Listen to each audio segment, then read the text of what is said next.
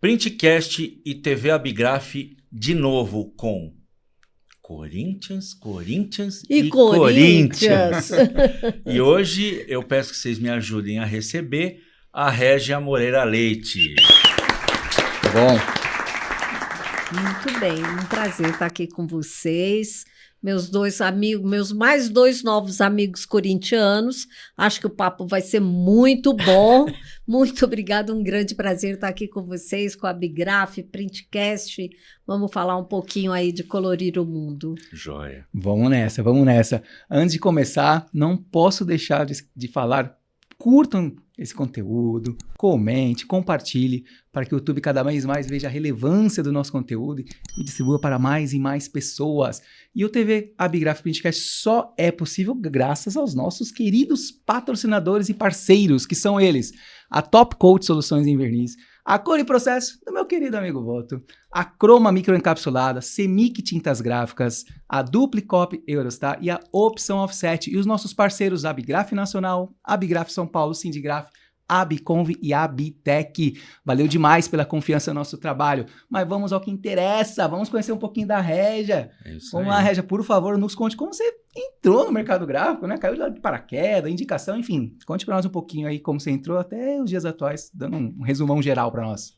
Bom, eu sou formada em economia, fiz administração de empresas.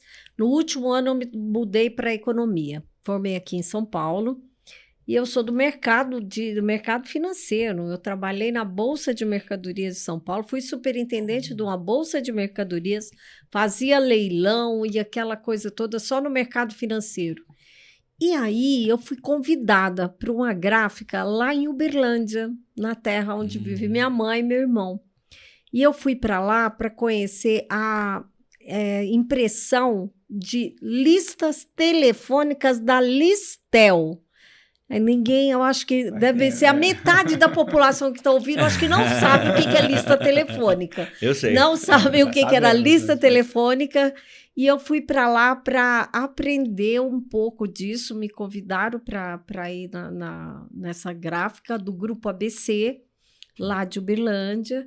E aí eu fiquei um período lá e depois fui para uma outra gráfica lá. Fiquei, acho que 1 ano e pouco só. E aí eu fui para uma outra gráfica lá em Uberlândia mesmo. E aí eu voltei para São Paulo, fui fazer curso, aprender um pouco mais, né, da escola Senai. Uhum. E aí eu entrei para a gráfica de fato, né? Trabalhei na Gráfica Brasil, não a Gráfica Brasil, gráfica de São Paulo, na Gráfica Brasil lá de Uberlândia. Trabalhei com eles aqui. E aí eu fiquei um período aqui quando a nova página, a Indústria Gráfica, resolveu ir para Manaus. Ela foi convidada para ir para Manaus. E aí a gente aprendeu a sujar papel. Aí eu falei assim, bom, vou para Manaus, não vou para Manaus. Meu marido é médico e ele tinha recebido um convite para ir para Porto Velho, para criar lá o Banco de Leite Humano lá em Porto Velho. Sim. Eu falei, Porto Velho, porra, cara, tu tem que arrumar um lugar para ir para Manaus. Porque aí eu vou aceitar a minha proposta para ir para Manaus. E a nova página foi montar toda uma estrutura lá para atender 3 clientes. A Nokia, a Siemens e a Gradiente. Nenhuma das 3 existem mais. E eu estou lá desde que começou. Nós alugamos, quando chegamos lá, alugamos um prédio. E aí tem toda uma história aí que a gente pode ir falando mais à frente. Uhum. Mas eu cheguei nesse mundo desta forma, trabalhando com editorial. E aí, agora, o meu negócio é só embalagens mesmo e a gente só trabalha com embalagem. Mas trabalhei com muito editorial em Manaus também. Uhum. Quantos anos que a Impran está lá mesmo? A Impran está lá há 22 anos e 6 meses, exatamente o tempo que eu também estou em Manaus. Já virei manauara, né? Já comi jaraqui. Aí dizem que não sai mais de lá. Quando come jaraqui, não sai mais de Manaus, tá? Mas Manaus é uma terra de oportunidade, sem Com dúvida certeza. nenhuma. Acredito, Ed, quando tu foi, obviamente não era o mercado gráfico que é hoje, lá em Não. Manaus, né? Podemos dizer uma expressão, pô, vocês foram lá para cortar literalmente mato alto. Claro que tinha 3 clientes ali, mas assim, mão de obra, toda uma questão de infraestrutura. acredito que foi um baita desafio, lógico que sempre Nossa. tem desafio, né? E como é que foi isso? Como é que foi lidar com esses desafios? Olha, quando a gente foi para lá, nós levamos, na verdade, 6 supervisores de cada área. Um supervisor de impressão, um de corte e vinco, um de acabamentos, um de fechamento, acoplamento. E a gente chegou lá e aí tivemos que conquistar as pessoas todas, né, para poder buscar. Naquela época, em 2003... Começo de 2003, fevereiro de 2003, quando lá a gente começou a chegar com as máquinas. A gente tinha uma pessoa que nós conhecemos por lá, e essa pessoa conhecia outros, e a gente foi buscando essas pessoas. Mas foi um desafio gigantesco, gigantesco. E eu, sinceramente, eu não sabia como a gente ia administrar tudo aquilo, porque Manaus é como você está em outro país. Você aqui, a gente está acostumado aqui, tudo muito fácil. Você compra uma matéria-prima, você compra um insumo, e no máximo 2, 3 dias aquilo está na sua fábrica, né? E você tem profissionais, você tem tudo. A gente teve que buscar tudo isso. Além de tudo, temos também uma temperatura, né? Manaus tem uma umidade que no tempo do verão, que nós estamos agora, a umidade é 70%, 80%. No inverno, ela é 95%, 98% a umidade. Então, é aquela coisa que gruda, sabe? E é muito danado você administrar como você vai produzir com a umidade dessa. Como é que você vai administrar e equalizar o papel, a umidade do papel, porque a gente trabalha com tintas todas à base, a máquina tem água, as tintas são todas vegetais, tudo à base de óleo de soja na época, né? E tudo isso. Então, foi tudo muito difícil. Lá a gente tem os incentivos fiscais, mas é bom que se saiba que tem uma contrapartida. Existem os incentivos fiscais, mas tem uma contrapartida muito alta. Hoje, na empresa, vou dizer de hoje, desde aquela época também, primeiro que nenhuma empresa se instala lá se ela não tiver o ISO 9000, ISO 14000 e várias outras coisas agora. Hoje tem muito mais do que isso. Mas a contrapartida, você tem que dar o transporte para todos os colaboradores, pode morar a 3 quilômetros de você, você tem que levar o transporte para levar o trabalhador para casa. Você para a empresa e de volta. Você tem que dar o café da manhã, o almoço, o lanche da tarde, a ceia da noite, o jantar e tudo mais. Então, assim, tem isso. E tem que ter o convênio médico, odontológico e várias outras questões também que você tem que fazer. Além de você pagar uma percentual para a Universidade do Estado do Amazonas, que é a mantenedora da universidade, são as indústrias do Polo Industrial de Manaus. Interessante. Não sabia desses... Então, tem muita Sabíamos coisa... dos incentivos fiscais, né? Mas não sabia dessas contrapartidas. Mas, Robert, tem muita gente que não conhece o Brasil. Pois é, gigantesco. Né? O brasileiro não conhece o Brasil. Então, tem muita coisa. O Polo Industrial de Manaus, gente, só para vocês terem uma noção, hoje ele emprega de empregos diretos 132 mil empregos diretos nas indústrias. E mais os empregos indiretos, totalizando em torno de 500 a 550 mil empregos. E aqui em São Paulo tem várias empresas que trabalham para as indústrias de lá e como várias outras, não somente no Brasil como fora. E grande parte das indústrias lá são multinacionais. Então, é um polo muito gigantesco. E só o ano passado, o Polo Industrial de Manaus, ele faturou 204 bilhões de dólares. Um baita número expressivo. É um número bem expressivo. Bem expressivo. E de dólares ainda, né? Se converter... São valores muito grandes. Quando eu cheguei lá, mesmo você estando num grande centro, como São Paulo e tudo, você chega lá, você se espanta, você fala assim, nossa... Tem muita oportunidade. E eu cheguei lá e achando que tinha muita oportunidade. Eu continuo achando até hoje. Porque também tem muitas mazelas. Onde tem problema, tem oportunidade. Onde tem problema, tem oportunidade. E são muitas as oportunidades. Bacana. Show de bola. Nossa, que bacana. Eu não tinha ideia. Porque a gente ouve falar... A gente ouve até... segundo meu amigo Mozart, Leigo Plus. A gente ouve os leigos plus, que é o leigo que acha que manja, dando opinião, e eu não tinha ideia de que tinha toda essa contrapartida para quem tem negócio lá. E tudo isso aí é custo, né, É Régia? custo muito alto. E você trabalha para grandes clientes também, Uhum. Robson. Chama de Boto, pronto. De Boto? Boto Cor-de-Rosa? Boto, Não, eu vou lembrar do meu Boto apelido no Senai. Cor-de-Rosa.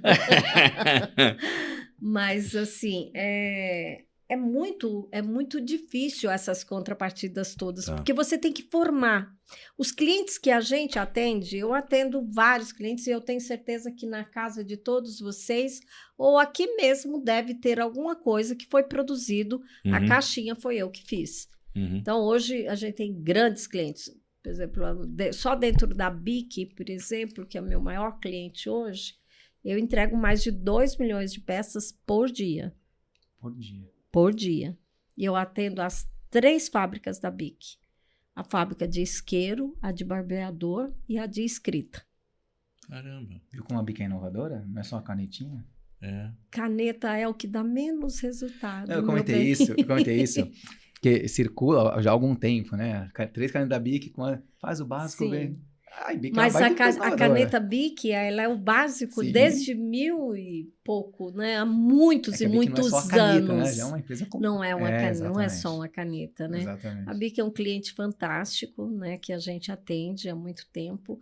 Claro que todos têm as suas cada cliente nosso, você tem uma determinação, você tem uma especificação diferente para cada cliente.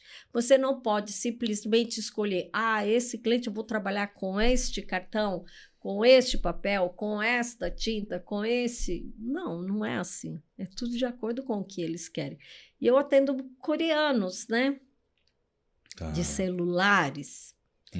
Né? E dentre outros também, essas maquininhas, essas caixas de maquininhas, Mercado Pago, sabe, PagSeguro, GetNet, Stoniton, algumas coisas desse jeito que a gente faz também, caixas de lentes, né, da Essilor Transition, Lusótica, né, que a gente faz também muita coisa. Então, assim, Motorola, né, que a gente faz lá também, Motorola, Samsung, dentre outros lá que a gente trabalha. Eu não tenho, a Impran adotou não ter muitos clientes, mas cada cliente ele tem um diferencial. Para você ter uma noção, lá na Impran a gente não tem vendedores, não tem representantes comerciais. Então, todos os clientes que a gente tem são clientes que são muito fiéis, são muito leais, são fiéis a gente, ao trabalho que a gente executa.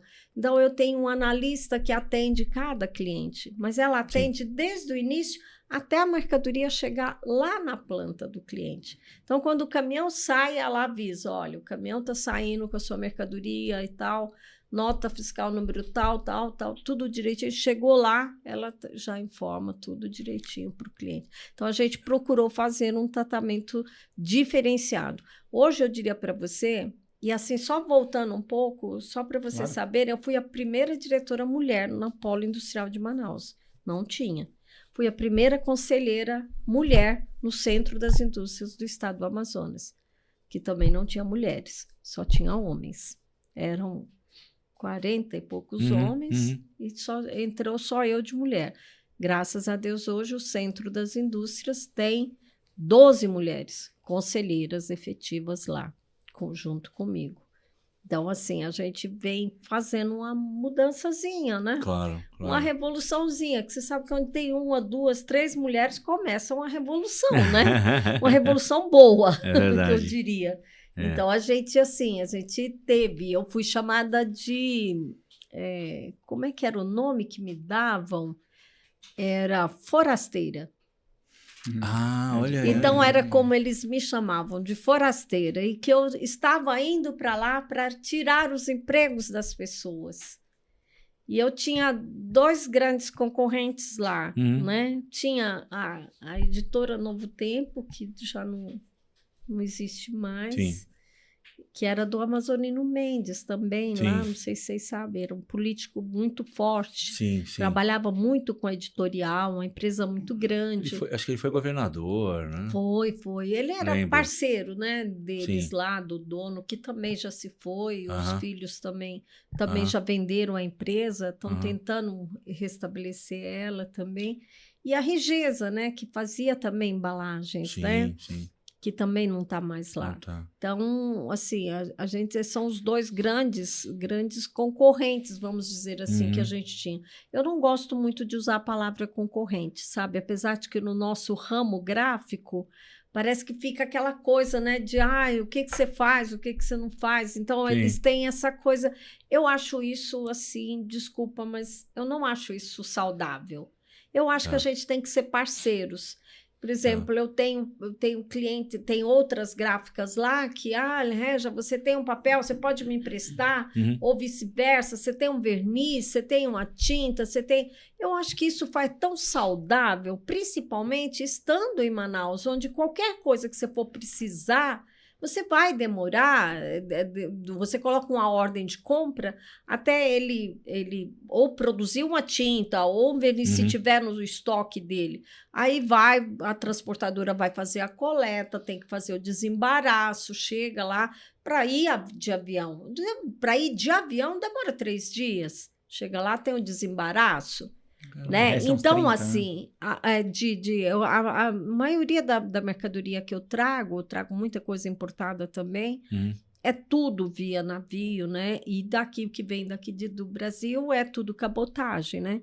Então, tudo, você depende dos portos. E a gente sofre com ou tempo de muita cheia ou muita seca.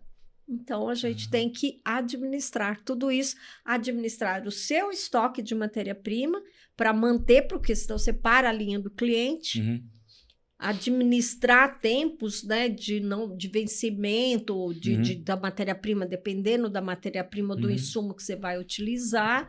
Então, assim, são desafios muito grandes, né?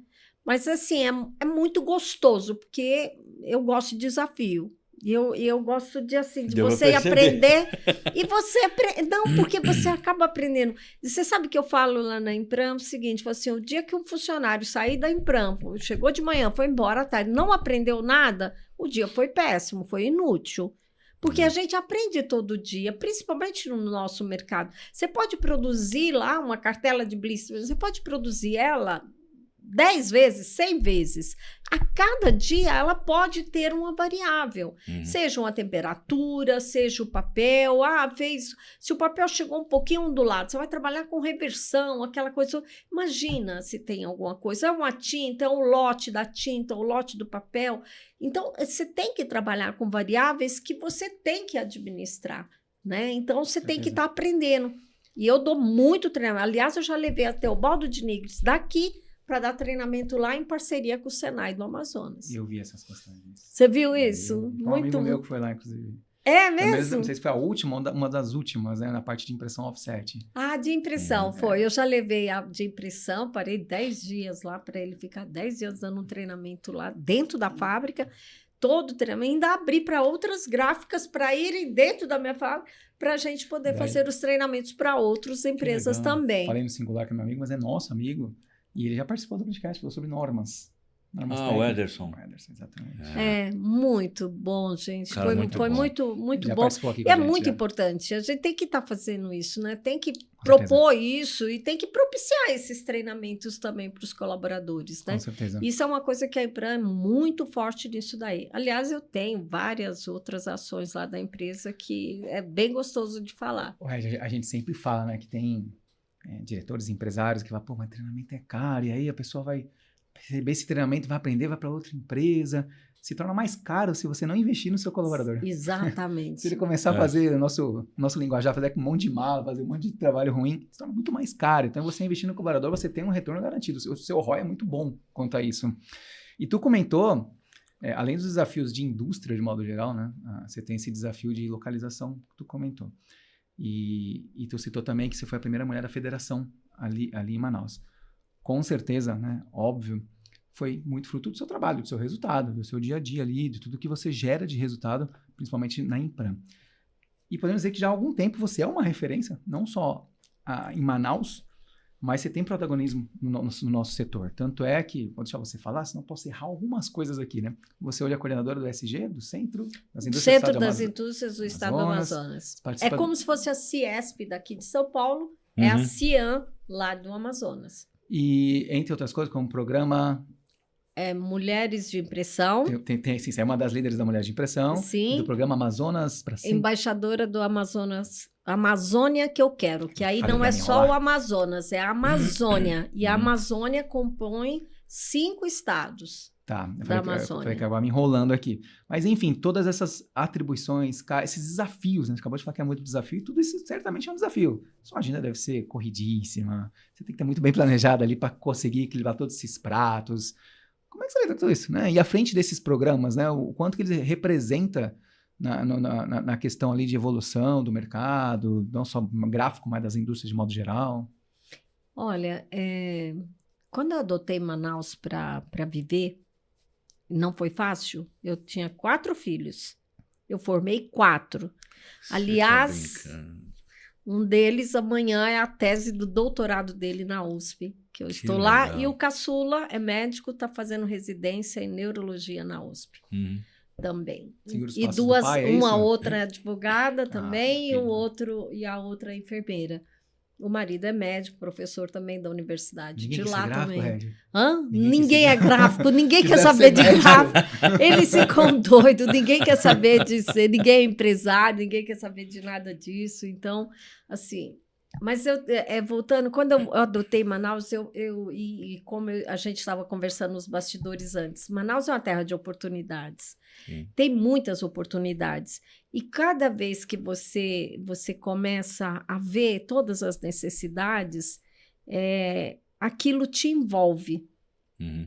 Numa empresa, para vocês terem uma noção, eu adotei o planejamento estratégico lá na Impram em 2009.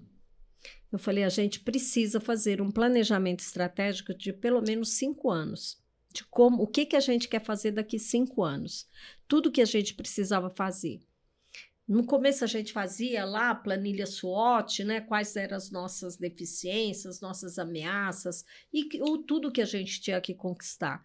E tudo isso com toda a equipe, né? Que você vai fazendo. E aí fizemos o planejamento estratégico. Depois de um tempo, ele passou de 5 anos para 3 anos, com a economia que a gente existe, tanto aqui quanto em todos os outros lugares e no mundo todo. Eu já visto que eu trabalho com várias multinacionais e tem crises no mundo todo, né? E parece que a coisa vai só aumentando cada vez mais.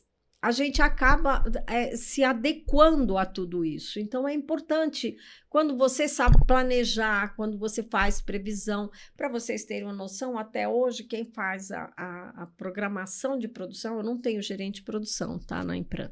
Não existe. Não existe PCP.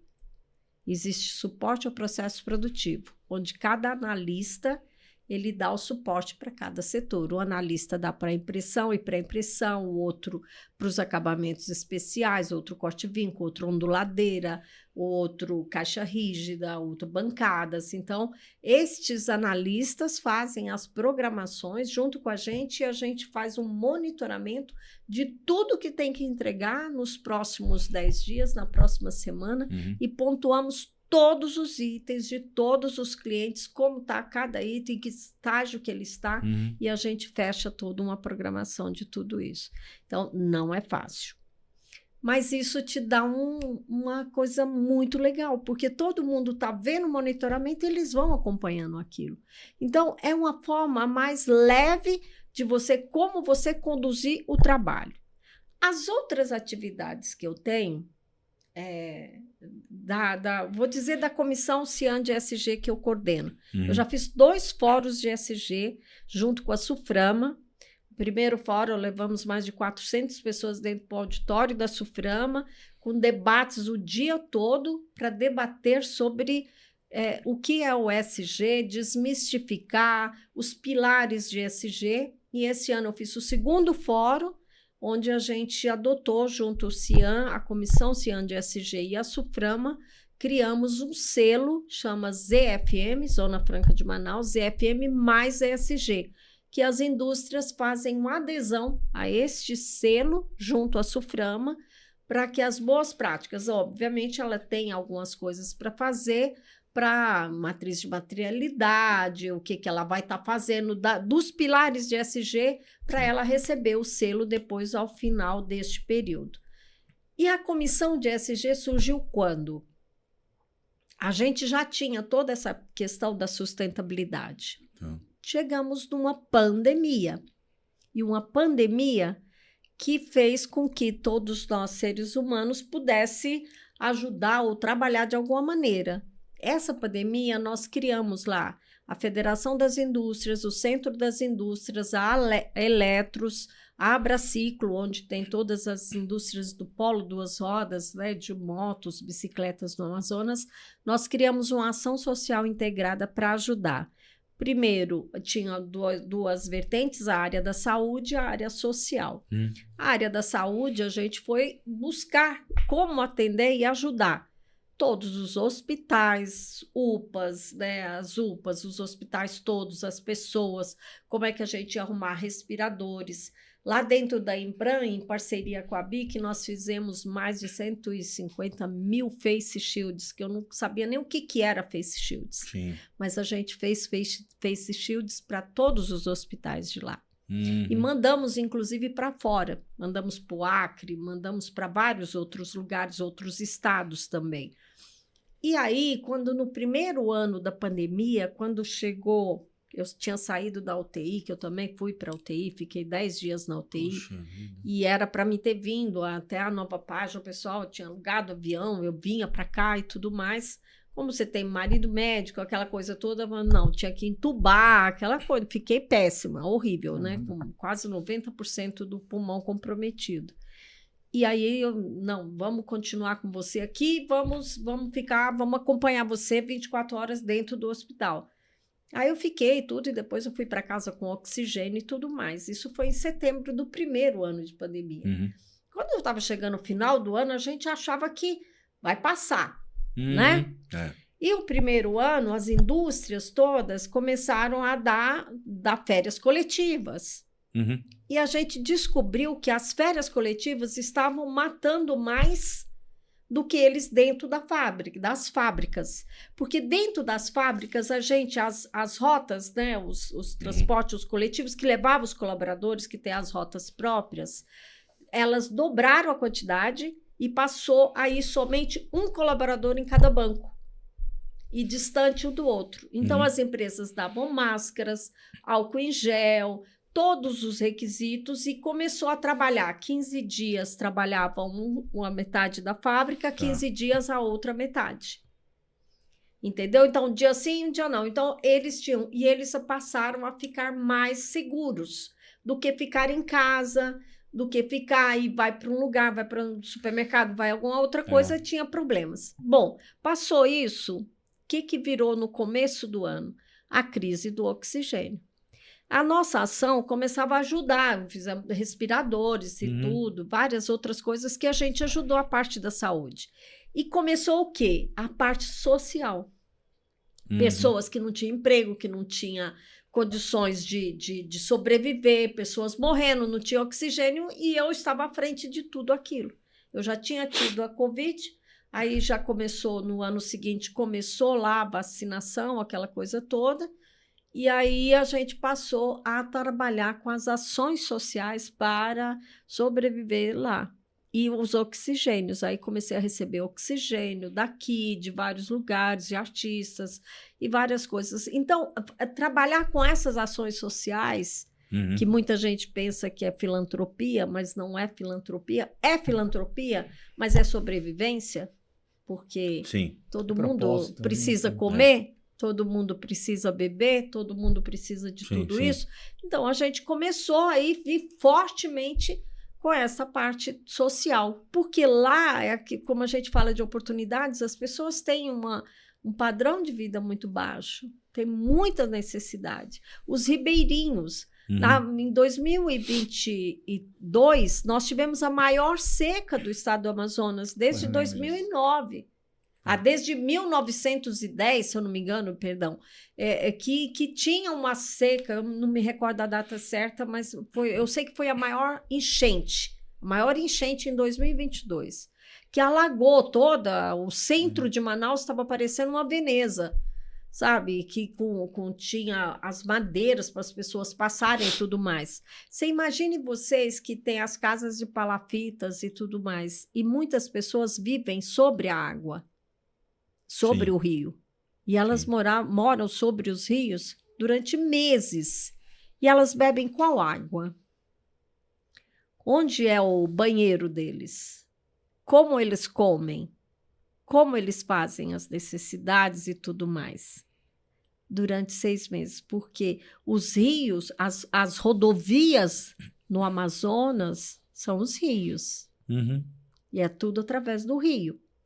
Então, neste período, nesse ano de 2022, eu peguei o barco do Senai, a gente ia nos ribeirinhos levar água potável, levar cesta básica, levar oficinas para as mulheres para terem alguma coisa, kits escolares, só de kits escolares que a Impran já fez, já perto de 10 mil kits escolares para distribuir nas escolas. Inclusive, agora tem uma outra ação lá. Então, é muita coisa, sabe? É muita necessidade. E no ano seguinte, nós tivemos a pior seca, que o rio secou, não se chegava. Que se não tem estrada e não tem o rio, como que as pessoas chegam até lá? Não chega. A gente andava, eu tenho vídeos enormes, que a gente tinha que ir de um lugar a 400 metros, você tinha que andar para chegar até perto do ribeirinho, para ver para levar a necessidade para ele. Então, assim, você me perguntou, desculpa, eu falo muito, né? Mas você me perguntou, como é que você dá conta de fazer tudo isso?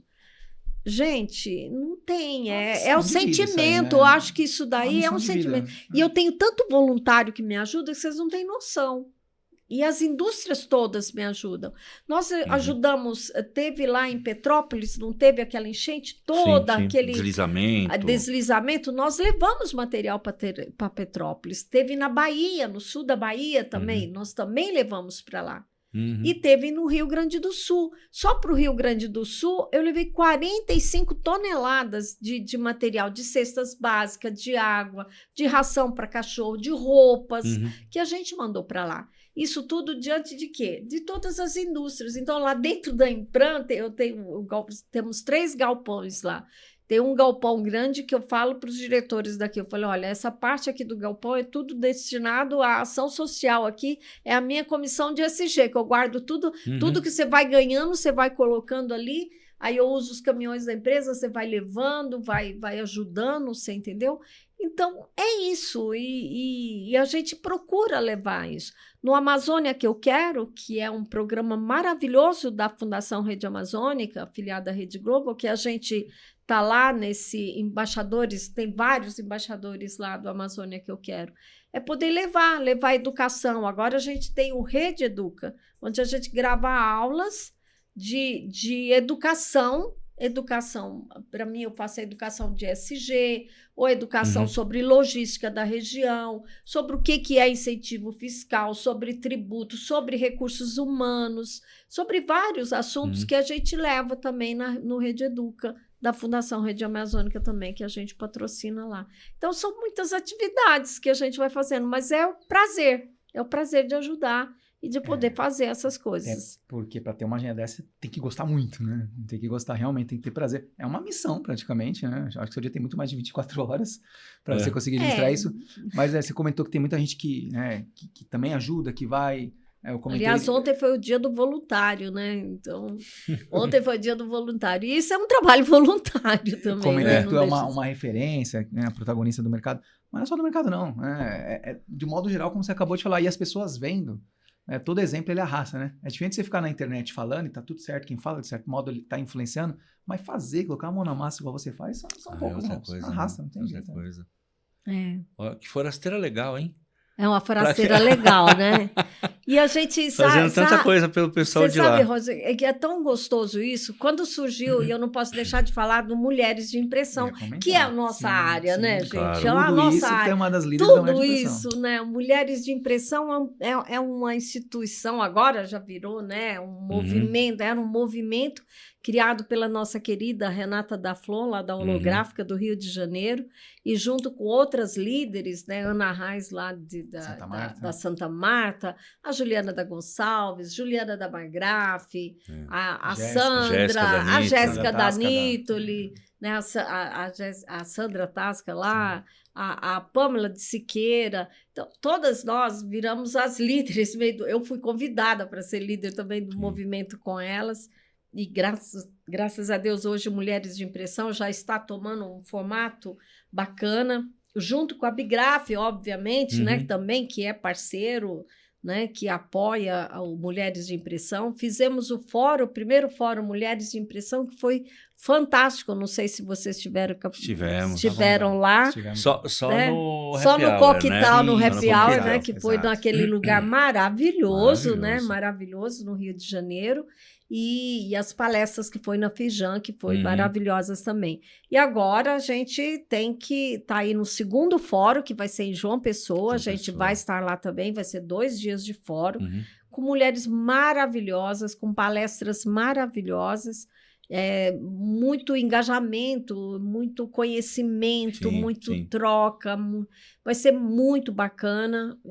Já está aberto, eu convido todos vocês a irem lá mesmo. Porque o nosso movimento da indústria gráfica, ele precisa de ter isso. Eu sei que a Bigraf faz um trabalho muito bacana, mas ter mulheres... Eu acho que nunca teve tantas mulheres nas indústrias gráficas, né? Na direção, cuidando de tudo isso. Porque a gente de entender que todas as gráficas, no Brasil, pelo menos, são gráficas, são todas empresas familiares, né? Sim. As grandes gráficas aqui em Manaus, aqui em São Paulo, em Manaus, em todo lugar, acho que no Brasil inteiro, são indústrias familiares. Mais de 90%. Que vão passar, mais de 90% são, né? Eu não tenho o número, vocês devem saber melhor do que eu, mas são indústrias que a gente precisa dar esse suporte, a gente precisa se unir. Eu acho que a união de todo mundo não pode olhar o outro como concorrente, né? Não pode olhar. Sabe, se tem você tem um verniz bom. Porque você tem um verniz bom, não posso comprar do outro, ou isso. Gente, todo mundo tem espaço para todo mundo tem que se unir. E esse movimento Mulheres de Impressão é muito bacana, muito gostoso. Tem mulheres muito engajadas com isso, a gente está buscando levar muita coisa. Eu convido a todo mundo, quem estiver nos assistindo, por favor, vamos lá, façam as suas inscrições 24 e 25, não, perdão, 25 e 26 de setembro. 26 de setembro vou estar comemorando o meu aniversário em João Pessoa, no Mulheres de Impressão. Convido todo mundo para ir lá, para João Pessoa, que é um lugar lindo, belíssimo, é uma cidade deliciosa, que se tem um lugar que eu escolheria para viver, sabe o que é João Pessoa? É mesmo. Se o dia que eu sair de Manaus, acho que eu vou para João Pessoa, porque é uma cidade deliciosa, gostosa, sabe? Uma cidade maravilhosa. Eu convido todo mundo para ir para Mulheres de Impressão, gente, porque a gente está fazendo com muito esforço, um teatro lindo que tem lá. Então, vai ser muito gostoso. Estamos preparando umas coisas muito bacanas para a gente ir. E os patrocinadores todos, inclusive deste podcast e todos os outros, deveriam estar com a gente, porque a troca de informações e o que a mulher é sedenta, que toda mulher é sedenta de informação. Você já conversou com alguma mulher que aquela mulher não quer perguntar um monte de coisa? Verdade. A oportunidade dos patrocinadores é essa, gente. É estar com todas essas mulheres que querem saber mais, aprender mais. E me fala, como é que é seu verniz? Como é que é a sua tinta? Que eu também quero saber. Peraí, que eu não compro, vou comprar. Quero saber como é que é. Vamos testar, vamos homologar uma tinta, um verniz novo. O que eu posso fazer aqui? E no grupo que a gente tem muito essa troca, sabia? Tem o grupo Mulheres de Impressão, que tem lá, acho que mais de 300 mulheres, se eu não me engano. Ai, como que eu faço para fazer isso aqui? Como que eu faço para fazer aquilo? Como que eu uso o software aqui? Ou a tinta, ou a cor? É muito gostoso. E isso é muito importante, gente. Trocar essas informações é muito importante para a nossa profissão, né? Porque depois você começa a sujar papel, você não quer fazer mais nada na vida, né? Só sujar papel, né? É verdade. Você quer só pintar papel e pintar com coisas lindas e maravilhosas, né? Quando o entrevistado fala de verniz, meu coração ele fica... Não é gostoso? Quente, não é verdade? Enfim, é verdade. É muito gostoso, A Top Coat, ela é uma das gente. patrocinadoras, estaremos lá, tem pessoas que nos representam ali, tanto vai ter a Ana e a Jaqueline participando das palestras, o Leandro e o Felipe participando do coquetel. E é isso, temos que estar presentes, sim, e com certeza estaremos lá. É importante. Nós entrevistamos a Renata e a Jéssica. No começo, Robert, eu tenho a impressão que o Printcast foi o primeiro... Ao menos o primeiro a ir ao ar. Foi. Ao ar, né? Com elas, numa gravação. Com a Renata e com a Jéssica, né? A gente gravou lá na Sim, Nitro. linda. E nós somos entusiastas, né? À medida que a gente ia conversando, a gente ia ficando apaixonado pela ideia. E aí, nos dias que se seguiram, até hoje um pouco menos, que é óbvio que a gente já tem outros meios de comunicar, mas a gente ficava mandando mensagem para Renata. Renata, tem essa pessoa, essa aqui, essa empresária, que é minha cliente e tal, fala com ela. Eu falei do MDI, ela gostou e tal. Foi tão legal esse movimento no início, porque, como você disse, as mulheres estavam sedentas. Existia uma demanda reprimida para essa integração e, óbvio, eu não faço parte do grupo, mas o que eu já ouvi de algumas clientes minhas comentando é muito forte a colaboração entre vocês. Exatamente. Que nos grupos que não são das mulheres, nem sempre isso acontece, porque tem um senso de rivalidade maior. Certo. E o de vocês parece que tem um senso de cooperação maior. E isso é muito bacana, porque, no fundo, a gente tem que se ajudar. Essa é a nossa missão. Tem que ser assim, né? Tem que ter cooperação, né, Robert e Roger? A gente precisa de fazer isso, porque, gente, ninguém vai tomar o lugar de uma ou de outra. Não existe isso. Tem espaço para todo mundo. E esse movimento de mulheres de impressão, ele é realmente, você falou uma palavra perfeita, ele é colaborativo, né? E isso é muito gostoso, você se sentir incluída. E a inclusão, né? Nós estamos aí na era da inclusão e tem que se incluir, as mulheres têm que ser inclusivas dentro de um movimento de extrema importância para o nosso mercado gráfico. Ninguém vai viver sem um livro, sem uma embalagem, sem uma cartela, sem um material de papel. O papel é tudo. Né? O papel é tudo, gente. Sim. O papel vai viver, ele já nasceu lá em não sei quantos antes de Cristo, ele está aqui até hoje, gente. E o papel não vai morrer, e a gente precisa utilizar o papel cada vez mais. E tem o mundo inteiro produzindo papéis cada vez melhores e mais bonitos, e a gente transformando o papel em arte, né? Sim. E é muito gostoso, é muito importante. A gente tem que valorizar isso, sem dúvida nenhuma. São mídias complementares, né, Robson? Aqui é a mídia online, a mídia offline. Exatamente. O desuso do tablet confirma isso, né? Você disse que seu marido é médico. Eu tenho uma amiga que ela era diretora em um laboratório. E isso que eu vou falar já tem bastante tempo. Eles fizeram uma compra gigante de iPads para os propagandistas. E aí ela dizia assim, que o médico falava: meu amigo, você acha que eu tenho tempo de ficar olhando o seu iPad? Me dá alguma coisa impressa aqui. E o cara falou: você sabe que hora que eu tenho para ler? Eu não vou te falar para educação, mas é aquela hora, é só aquela hora que eu consigo parar para ler alguma coisa. Então, teve um foguinho de tablet e tal, mas que a gente sabe que na prática ele não substituiu, nunca substituiu. Nunca vai substituir. Uma outra pessoa... Tem um rapaz que trabalha com a gente, tem 24 anos, o negócio dele é programação. Ele lê, mas todo livro que ele gosta, ele compra impresso. Eu sou assim.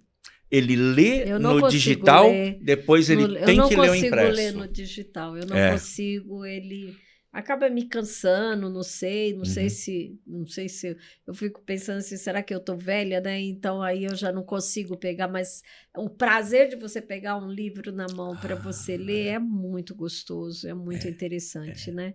E eu acho que assim, nós vivemos um mundo muito difícil hoje em dia, né? Então tem muita gente entrando nessa, e sabe-se, né, que muitos países que deixaram de adotar livros, né? Cadernos escolares estão voltando tudo. Sim. Justamente porque, né, o quanto isso ele também prejudica, né? As redes sociais são maravilhosas, a tecnologia é extremamente importante, mas tudo tem limite. Sim. Né? Então, não dá. Se vocês têm filhos, não coloquem para os seus filhos pequenos colocar nas redes. Não façam isso, porque isso é prejudicial. Eu estava lendo hoje de manhã, se eu não me engano, foi uma pesquisa de Harvard, não sei, mas é sobre o ensino brasileiro aqui, que depois de um período da qual foi proibido celulares na sala de aula, porque até então era permitido e tal, o nível de aprendizado nas matérias aumentaram, não vou recordar os percentuais, mas coisa assim, de matemática, 23% a mais a nível de aprendizagem, português, 16% a mais. É isso, né? Isso aqui tira muita atenção da pessoa também, obviamente. Exatamente. Né? Então, quando você não tem isso no seu ambiente de aprendizagem, enfim, você consegue assimilar muito mais informações. Muito mais, sem dúvida nenhuma, muito né? bom. Na empresa, eu não deixo entrar com celulares dentro da fábrica mais, tá? Mas a gente cria, né, um ambiente. Hoje eu tenho uma sala lá de descompressão. É uma sala de descompressão mesmo, que eu tenho TV, tem espreguiçadeira, tenho aparelhos para fazer massagem no pé, na mão, nos braços, na cabeça. Então, ele tem os puffs, alguns deitam, alguns dormem. Tem uma sala de descanso, que é os colchões. A sala de descanso é para dormir mesmo, depois do almoço, né? Então, muita gente vai para a sala de descanso, tem aquela cesta, né? Após o almoço. E tem a sala de descompressão. E na sala de descompressão tem uma ilha em volta de uma coluna que tem onde eles carregam os celulares. Eles pegam os celulares para ir almoçar, voltam, ficam ali, carregam, falam durante o horário de descompressão após o almoço. Depois eles guardam o celular e vão para trabalhar. Quando tinha celular, rapaz do céu, era complicado. É difícil, mas a gente fez isso e criou, né? Aí... um dia a gente falando lá, um tempo atrás aí, eu falei assim, vou criar um comitê aqui de inclusão, diversidade e engajamento. Então, era só um comitê somente de diversidade e inclusão. Aí eu falei, não, vou colocar uma palavrinha a mais nisso daqui, porque eu acho que vai dar um tchan, e de engajamento também. E como a gente faz treinamento todo mês tem um treinamento ou uma palestra, e a gente tem um casual day sempre um dia do mês, então você acaba fazendo uma palestra. Agosto Lilás, que é a violência contra a mulher, vai uma delegada mulher para dar palestra para falar sobre isso. Quem quer fazer... Tem muitas...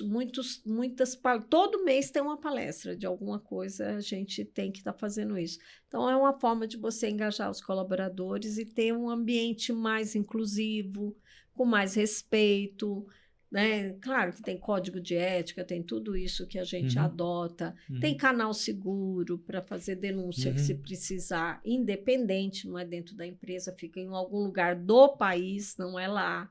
Então, tem tudo isso que a gente faz para tratar todos os colaboradores, para todo mundo se sentir, né, com liberdade e tudo mais. Fantástico. Isso é importante você fazer para os colaboradores.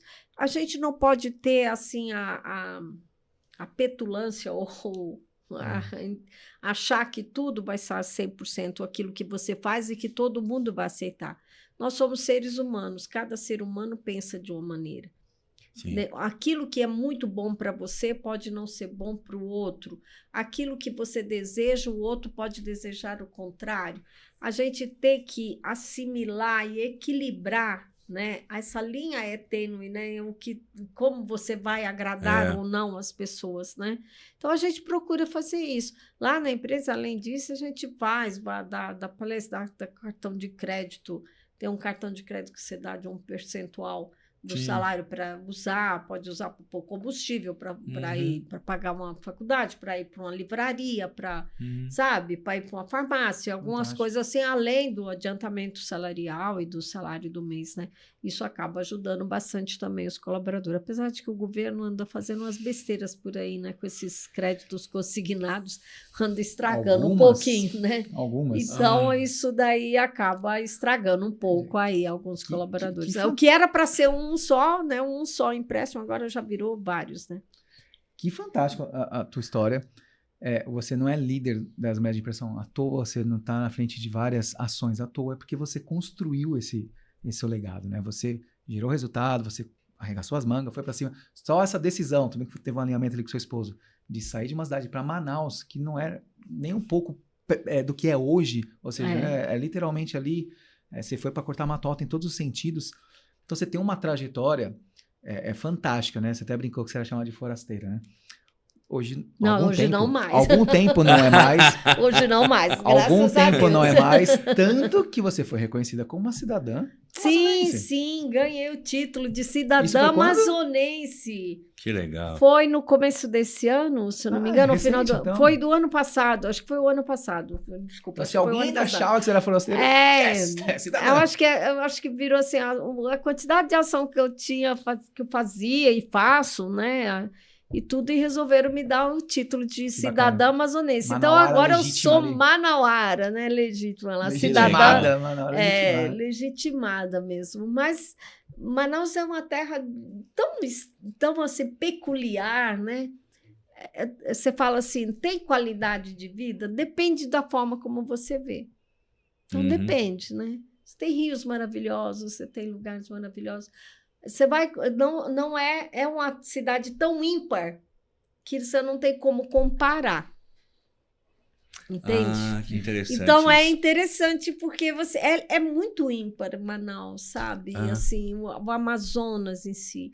Você conhecer o Amazonas, você vai conhecer um lugar, e eu costumo dizer, tem uma frase que a gente costuma muito dizer por lá. O brasileiro não conhece o Brasil. Sim. Não conhece. Quem não conhece um pouco do que é o Amazonas, do que é a cidade. Manaus, o Amazonas tem 62 ou 63, acho que 62 municípios. Para você conhecer todos esses municípios, você vai demorar meses. Sim. Se você, para ir de um no outro, se você for de barco, tem barcos que pode demorar 20 dias para chegar em outro lugar. Poxa vida.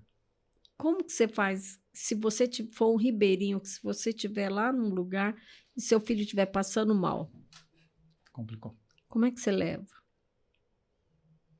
Tem muita gente. Tem muita coisa não dá para você não se sensibilizar com tudo que tem lá, né? Sim, então, e assim, a gente depende de políticas públicas. E quando você fala de políticas públicas, há controvérsias, né? Que nem sempre chega onde deve chegar. Mas, ao mesmo tempo, tem uma beleza que você nunca vai ver em lugar nenhum.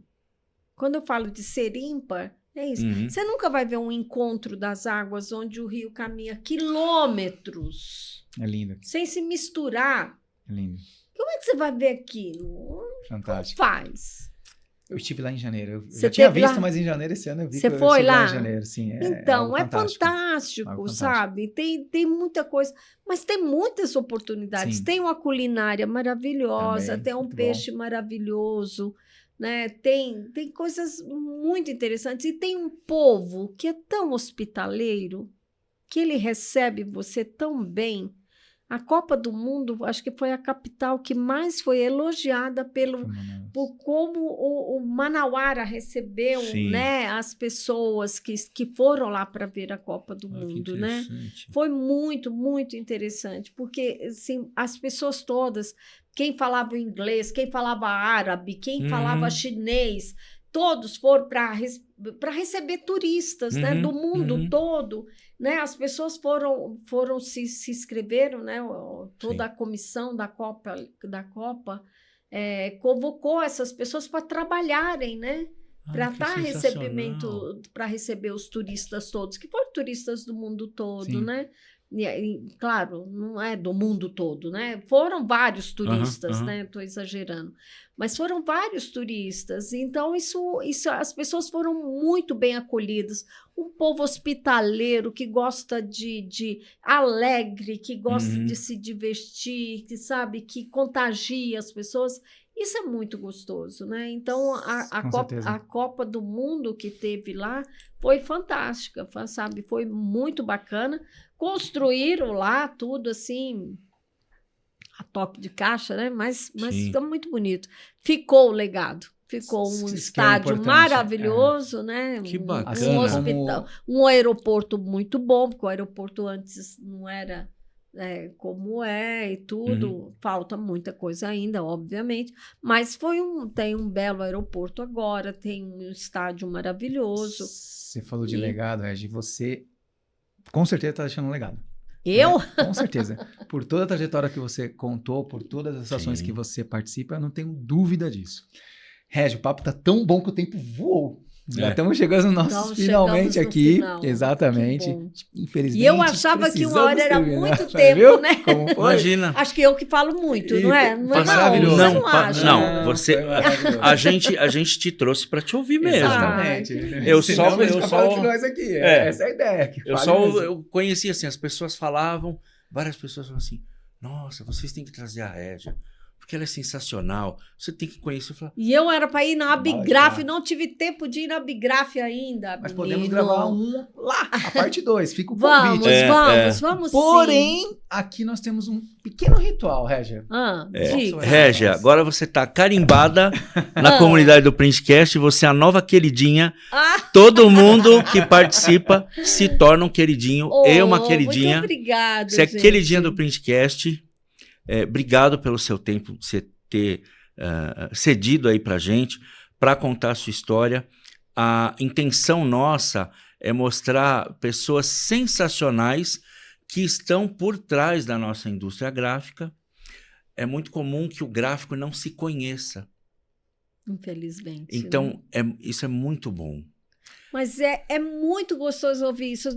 Desculpa te cortar, mas você sabe que no Mulheres de Impressão tem uma empresária, uma moça, acho que era gerente, Vanessa, e ela foi para Manaus. Ela me conheceu em São Paulo, da FESPA. Ela falou: eu quero te visitar, eu posso ir passar uma semana, 10 dias lá com você na sua gráfica para aprender? E eu falei: claro que pode.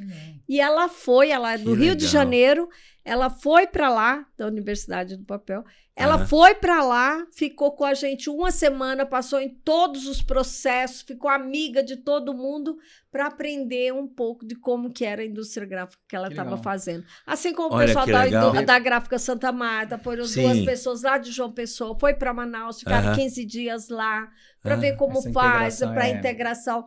Eu acho isso extremamente importante, gente. Eu agradeço, aproveito para agradecer imensamente vocês. Obrigada, Roger. Obrigada, Robson. Obrigada a vocês. Obrigada, Abigraf, Printcast de vocês. Eu conto com vocês, a todos os patrocinadores também desse podcast. Convido vocês a irem para Manaus. Convido a todos para ir para Mulheres de Impressão em João Pessoa. Vamos bombar naquela terra linda, maravilhosa. Se Deus quiser, vamos lá comemorar. E muito obrigada a todos vocês. Obrigada mesmo, de verdade. A gente que agradece tu ter aceito. Obrigado. Muito obrigado. Fica o convite para a parte 2. Gravamos lá na Abigraf. Sim, com certeza. Fica também aqui, a gente nem combinou nada, porque a gente nem como combinar essa pessoa que você falou que foi para lá fazer a integração. Nos apresente, queremos ouvir a história dela, tá? Que bom, que bom. Legal. Vou te mostrar, vou te falar dela. Muito gente boa. Mulheres de Impressão é daqui a alguns dias. Então vai lá, entra no site Mulheres de Impressão, no LinkedIn, no Instagram, enfim, né? Se inscreva e participem. E galera, não deixe de compartilhar esse episódio, de comentar, de curtir, para que a gente cada vez mais seja compartilhado para todas as pessoas que lá estão, para que o YouTube perceba a relevância do nosso canal. Régia, obrigado. Robson, obrigado. Galera, até a próxima quinta. Tchau, tchau. Valeu. Obrigada.